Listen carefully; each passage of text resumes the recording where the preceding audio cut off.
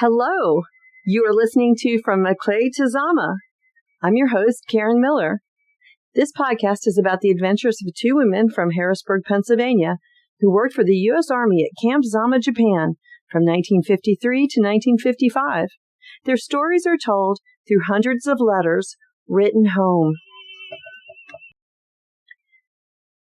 Episode 36, letters 106 to 109. These letters have been very interesting. You get a real feel for what their day-to-day life was like. No hint as to what the combined gift was for Mother and Father's Day, though it was mentioned by each of them several times. I suspect it was the lovely music box that has recently arrived in my possession. Just a feeling. It's really phenomenal. You can see pictures on the podcast Facebook page, and I'll put some on the website as well, which is from maclaytozama.com. I've been using Q-tips to clean off 75 years of dirt from it, and I'm fascinated with the beauty of this Japanese structure with working doors and windows and shutters. I'll look into getting the music box part of it back into working condition. I don't know if that's possible, but it would make me very happy. They took a trip to their friend's beach house, and it sounded interesting. I wonder if this was these people are renting a beach house and they live there all the time, or if it's just for weekends. So I think that's interesting. I wonder how much that costs. And then Peg goes into a detailed explanation of how to take a Japanese bath. I got online and found a few pictures that fit what Peg describes the bathroom to be like. It's certainly, she just certainly didn't hold back on the description for this one. And then you read Byrne's much more circumspect version of the same events. I hope you enjoy these letters as much as I did. Letter 106, May 3rd, 1954. Enclosures, a receipt for $8 for the making of 2 dresses and a magazine cutout that says For Daddy, entitled Brass Tacks. Until a generation ago, the old counters of dry goods stores had brass tacks driven into them near the rear edge where the clerk stood, arranged at intervals of 1/4, 1/2, and a full yard for measuring accurately lengths of ginghams and calicos from the bolts stacked on the shelves behind the clerk. Sometimes the salesman unrolled the bolt and held out the goods, stretched from fingertip to shoulder to represent a yard, roughly, whereupon the prudent customer told him to put the gingham check down on the counter and measure it properly, that is, get down to brass tacks. The tacks in old counters have disappeared, but the salty old phrase they gave us is still familiar, meaning to get down to fundamentals. And this article is written by Gerald Carson. Hi, folks. Yeah, I know I'm late with this letter, but maybe something interesting will happen, and I'll write you two this week.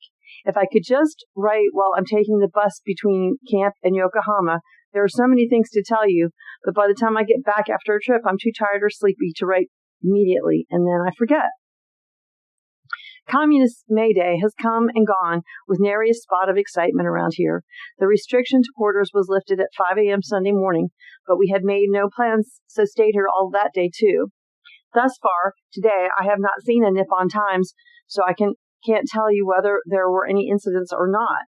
We had an interesting day at home. In fact, there were so many interruptions, Peg and I could not finish working on your combined Mother's and Father's Day present, and had to finish it on Saturday. Sounds a bit like a photo album or a scrapbook.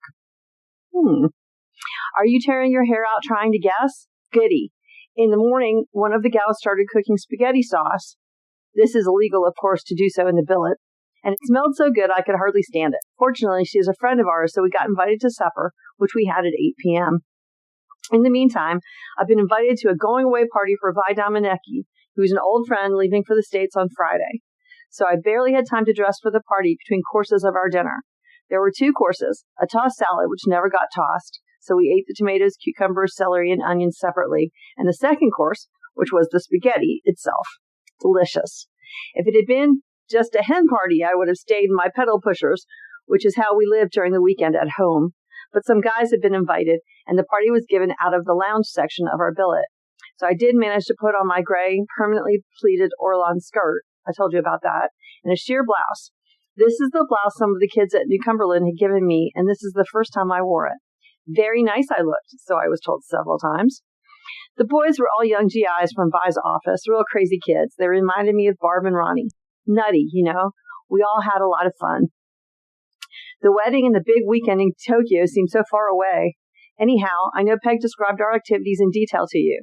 Someday I'm going to write first and scoop her. Do you believe it? On Wednesday of this week, I will mail the box with your combined present in it, plus the following items. Magazines for Marky and Lenny. Parasol for Lenny. A sort of flute or whistle for Marky. Wooden dolls for Darlis. A model or figurine of a float for Nancy. Material for Pete. Some pictures for Pete, too, that are unframed. Records for Daddy-san. Cookbook for Helen-san. 2 assortments of seashells for Joyce Givler. A newspaper for anybody interested.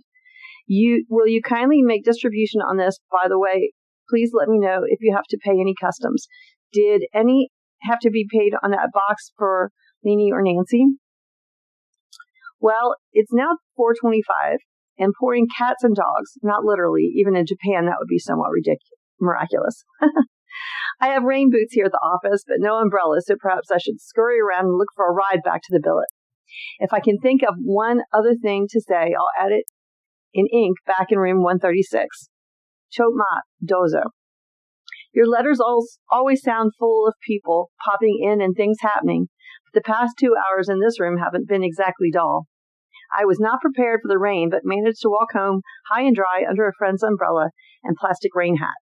Decided to eat in and had peanut butter crackers and oranges and cocoa.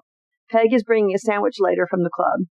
No sooner finished eating than Mary popped in to rehearse her speech for a college course she's taking. She does this every week before class. In the midst of going over it with her for the 3rd time, the dressmaker comes with the finished products I ordered. A rose-colored raw silk and a striped cotton. Mary still needed help, so for a while I was silently fitting on clothes while she walked around declaiming. Poor Aiko-san looked slightly confused. In the middle of all this, Taffy returned some cups she had borrowed. Peg stuck her head in to say she had a blind date with a Navy dentist and that Shirley would bring my sandwich later. Shirley just left, bringing the sandwich and checking to see if I have any of her panties. We have the same maid and such mix-ups. Are you thoroughly dizzy? I am. So goodbye for now. Love, Burnson. Letter 107, written May 10th, 1954. Dear Mother and Daddy, imagine 10 months today will soon be over the first hump, and then we can start saying only 10 months to go, only 6 months to go. It sure has gone by in a hurry, hasn't it? It seems as though I've gotten unpacked and things put in their right place. Right now, I'm in a typing pool with 2 other girls to type my copies and more copies of a manpower survey that AFFE is conducting at the present time. Running true to form, we have Takusan forms to type and prepare, and everyone has agreed that it amounts to a huge pile of nothing. However, some genius dreamed it up and some other brain approved it, so everyone must carry it through. Oh well, it's a change. I had a wonderful weekend. Friday, we took off on annual leave and went to see Vi leave for home. It was pouring rain when we went into Yokohama, but just as the ship started out, it stopped raining, and by the time we got back to camp, the sun was shining. It's always a big thrill to watch the ships leave, and it never failed that when it's time for the final goodbyes, the standard remark is, I don't want to go home. I'm afraid I'll miss something. Nevertheless, we always assure the departing ones that they're the lucky ones and should feel sorry for us-uns that have to stay for a while. We're going to miss Vi, but she had the makings of an old-timer, and I'm glad she decided to go home because I don't think anyone should stay here more than their 2 years. That's just my opinion, but 2 years is long enough.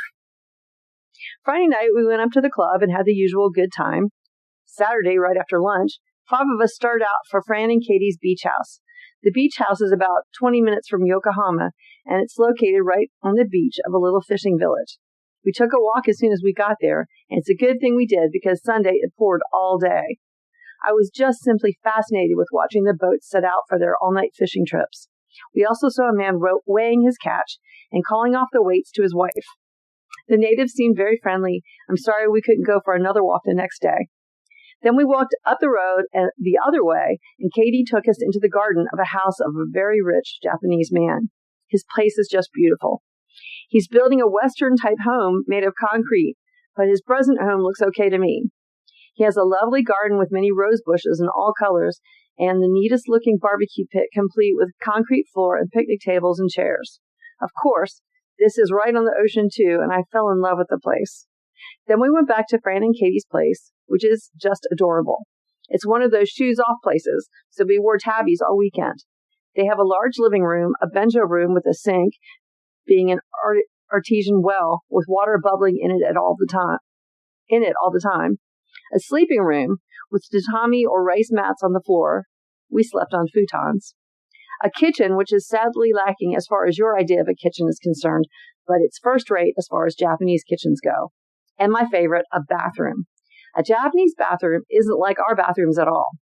I told you they had a benjo room, which is strictly for going to the benjo. Although how the natives can keep up with their reading material when they have to squat like that all the time, I don't know. The bathroom is strictly for taking a bath. I better break this paragraph and tell you how to take a bath in this here country.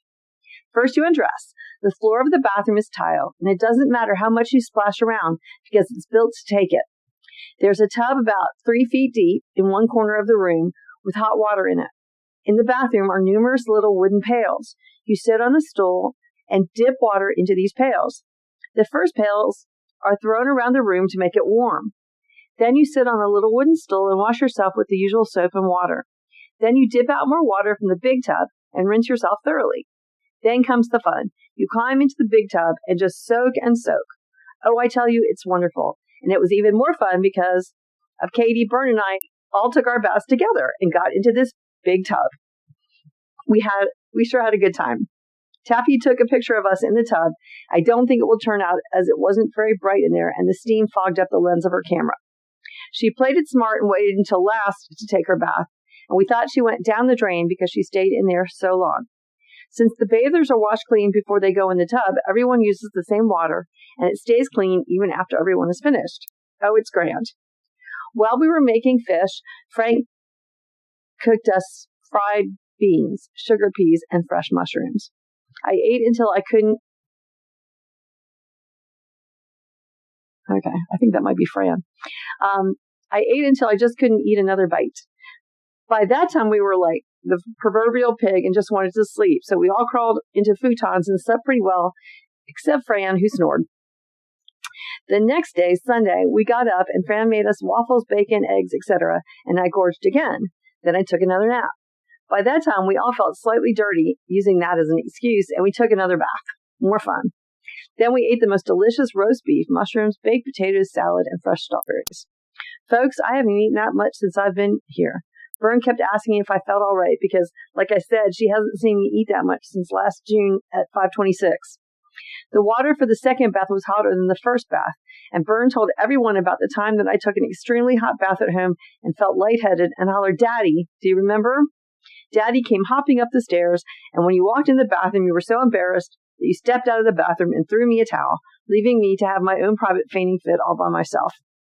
So when she told him that, I started to sing, "Hey, Daddy, I want a diamond ring, bracelets, and everything." And everyone got a big kick out of it. We pulled into Zama right after midnight last night, completely exhausted and with another wonderful weekend to chalk up. It was so relaxing. We stayed in jeans and tabbies all weekend and didn't even put lipstick on once yesterday. Tonight, the Marines are having another party, so I suppose I'll go. They've been alternating on tours up in northern Japan, and tomorrow another squadron is going up. So they simply must have a party before they leave. You know, I always like to think more of one man than another, and I always keep my buddies primed as to who's the latest one. One day, Fran asked me who I was in love with that day, and I told her I hadn't been in love for over a week. She was very disappointed and told me to please fall in love because it's so much more fun when I am. The devils. Now all of them have to be told of my secret passions. Friday night, we ate with Oma and Obi, and I told them if no one asked me to dance, I was going to be joining a convent. The next morning, Vern saw Oma in the latrine, and Oma asked if I was ready to become a nun. Vern said, "No, I don't think so," because she did dance with Kenny almost all evening, but I don't think she's in love.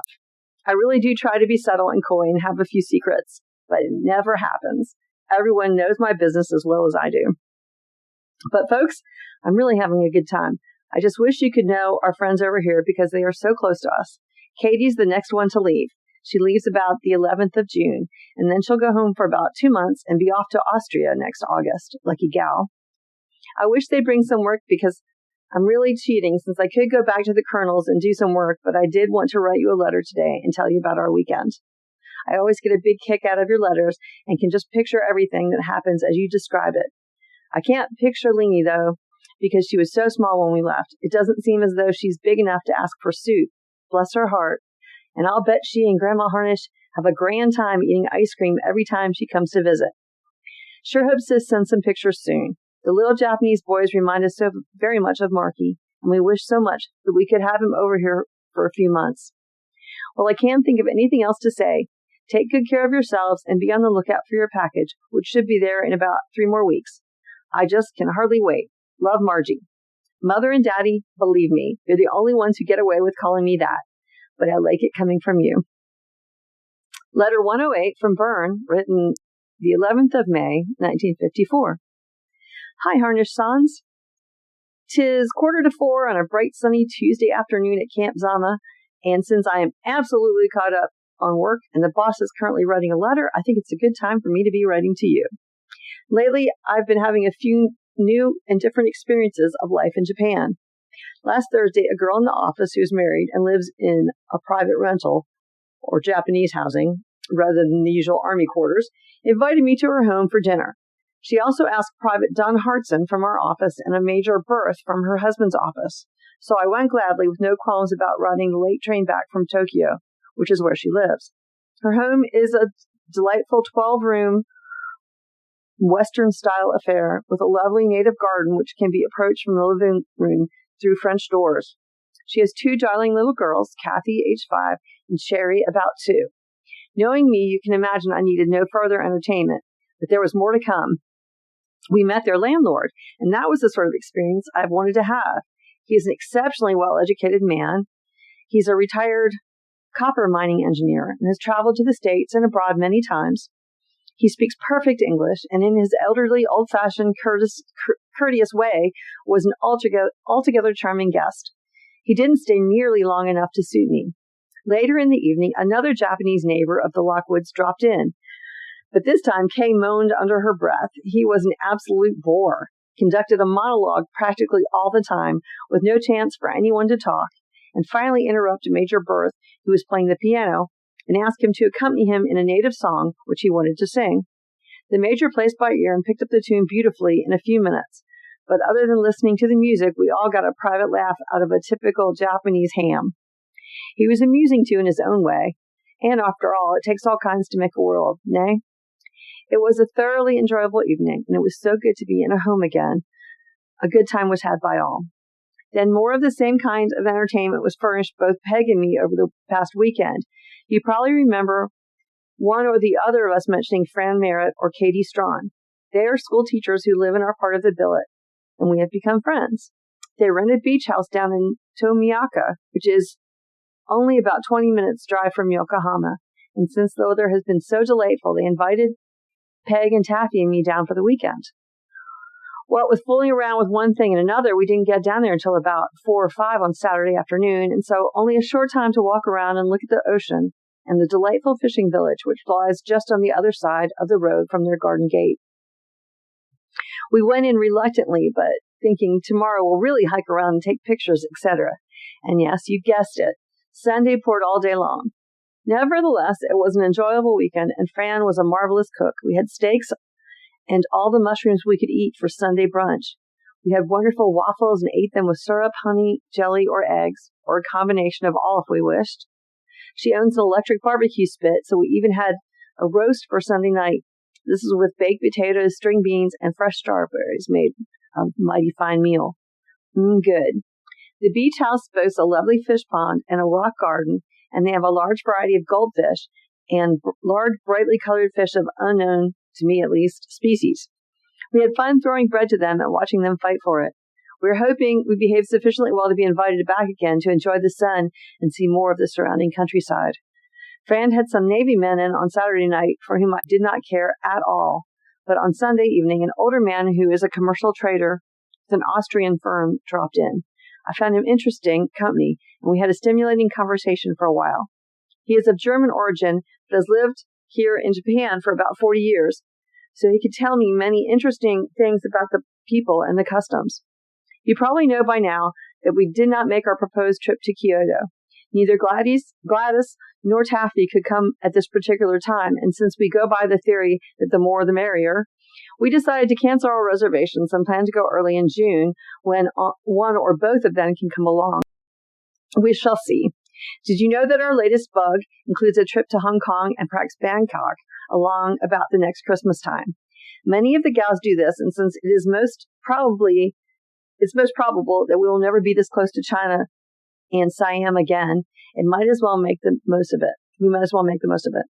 There are usually holiday packages tours for as low as $350, so we just might be able to do it. What do you think? I was going to tell you a little about the folks here at the office. I don't remember describing much about this setup to you, and since the entire administrative office has recently moved into the big room, which Betty and I previously occupied alone, I can look around and review my ideas of each one for you. However, it is now almost time to clean up my desk and go home, so I suppose I'll leave that for another letter when I lack news, okay? Thank you for telling me about Esther and the new arrival. I was anxiously waiting to hear. A little girl will be most welcome, I know, and I'm so glad Esther is coming along okay. Needless to say, I've been real thrilled with all the news about Nancy's doings, too. I'm proud enough of her to pop a few buttons myself. I may be a bit prejudiced, but I do think she's an above-average gal. Until next time, sayonara. Much love, Fern. Letter 109 from Peg, written the 13th of May, 1954. Dear Daddy, here's your China Nights. So, just to explain, included in this letter was the copy of a song, China Nights, written in Japanese, and then a translated version of it. I gave it to a little Nisei girl in our billet, Sumiko Kabayashi, to see whether she could translate it. She gave it to the Japanese teacher here at camp, and he wrote it for you. Hope it serves the purpose. Of course, if you want to sing it like the natives do, you must raise your voice about 4 octaves above normal and whine it out. Such a screeching you have never heard. Remind me to sing it for you when we get home. Colonel Van Tool is mad as hops at me today. I laughed at something he said that I wasn't supposed to think was funny, and he got real boiling mad. Oh well, he'll get over it. If you please, little old unbusy me had to work overtime the other night. We're having a manpower survey at AFFE these days, and running true to form, we had to type up thousands of forms for the survey team to ponder over before they made the rounds of the offices. It's a good thing I typed up my job description and knew in that way what my job is supposed to be, or I'd be sadly at a loss to justify my existence in AFFE. The day I worked overtime, I started on the forms mid-morning, stopped for lunch, continued steadily until 16:45. Then I ate supper and worked until 8:30. Everyone was so pleased that Betty and I stayed overtime. They said we could take a half-day compensatory time instead of the 2 actual hours that we worked. Ain't that nice? I think I'll save my time until Katie goes home and then take off to wave sayonara to her. I just love to see people off, but I always feel so badly because I know very well that I'll never see them again, and we've been such close friends. Last night we ate at the club and then went to see The Man Between with James Mason. It was pretty good. Then I was going to bed early, so just get this. Fran, the other school teacher who lives across the hall from me, has been sick for the last few days. I stopped in to see her and asked her if I could do anything for her. So she just said she thought she'd feel better if she got up for a while. She came over to my room while I dug some summer clothes out of my footlocker. Then Katie came in, and the 3 of us had a confab about my clothes. Then 2 other teachers from another billet came over to see Fran, and they all stayed in my room because Fran was tired of being in her room, and I entertained them in 1:30. That's my room. See what I mean? It's impossible to get to bed early because someone is always dropping in, but I dearly love it. It's happened more than once that one of us would be in bed when another one came home from a date with some juicy news. She calls the rest of us, and we get up regardless of the time to get caught up on the scoop. I certainly enjoy it. We have a good bunch here in our end of the billet. We have a pretty interesting weekend planned. Since it's Armed Forces Day on Sunday, a tank battalion up at Camp Fuji has invited the Zama girls to be their guests for the weekend. About 20 of us are going up there on Saturday afternoon to stay until Sunday night. They have billets for us, maid service, and they better buy our meals because I'm broke. There's a dance on Saturday night, and the program for Sunday is going riding in tanks. Doesn't it sound like fun? One of my life's ambitions has been to take a tank ride, and it looks as though I'll finally realize that ambition. I'll probably be liver grown come Monday morning, but I'm sure it will be worth it. Tonight, Shirley Byrne Gladys, whose nickname is Happy Bottom, shortened to Happy, and are going into Yokohama to the BX to eat at Joe's, the Italian restaurant. There isn't anything too much that we do that's important, but we seem to keep on the go all the time. The party that the Marine Squadron had on Monday night was fun, as usual. Red Dog was there, naturally, and there were a few scotchy icicles when he first saw me, but they melted away after a while and were friends again. He brought me home, but they left on Tuesday for 2 weeks at Nagata, so I don't know whether we're dating again or not. We have almost all of our great ladies' time in, so Mrs. Eshelman is planning to have capping ceremonies sometime in the early part of June. I'm scheduled for 2 more duties to make my 24 hours, which I must do on the 23rd and 25th of this month. After we're capped, I don't believe we'll be working so regularly because the census at the hospital is down to less than 100 at the present time. A lot of the hospitals in Japan are closing, and the Zama Hospital is expanding to take care of almost all the security forces personnel in Japan. When the expansion is completed, the patients will be evacuated to this hospital, and the census should be normal. All this will be sometime next fall, so until that time, I rather imagine we won't be needed too desperately. I'll be back later. I had to type a letter and read the Nippon Times. I've enclosed a comic strip that appears every morning in the Nippon Times. This one is easy to understand and at least get a small chuckle out of, but most of them leave us cold. Vern says, "Did you see Curry-chan this morning, and did you understand it?" My answer is usually negative. Like I said, though, this one's pretty cute, isn't it? Daddy, I'm in a breakfast routine very similar to yours. Every day I have a cup of cocoa, a glass of tomato juice, and a poached egg on 2 slices of toast. We order by number according to how the items are on the menu. Every day I write B3, J2, B23 poached. Do you still eat the same breakfast? Once in a great while, I switch to P13, which is toasted raisin bread. I'm hungry right now, and that's what made me think of food. I could really go for a Lebanon bologna sandwich right now. I must be rambling on, so I better close because I'm not saying anything interesting. Colonel Van Tull is still mad at me and hasn't spoken to me all morning.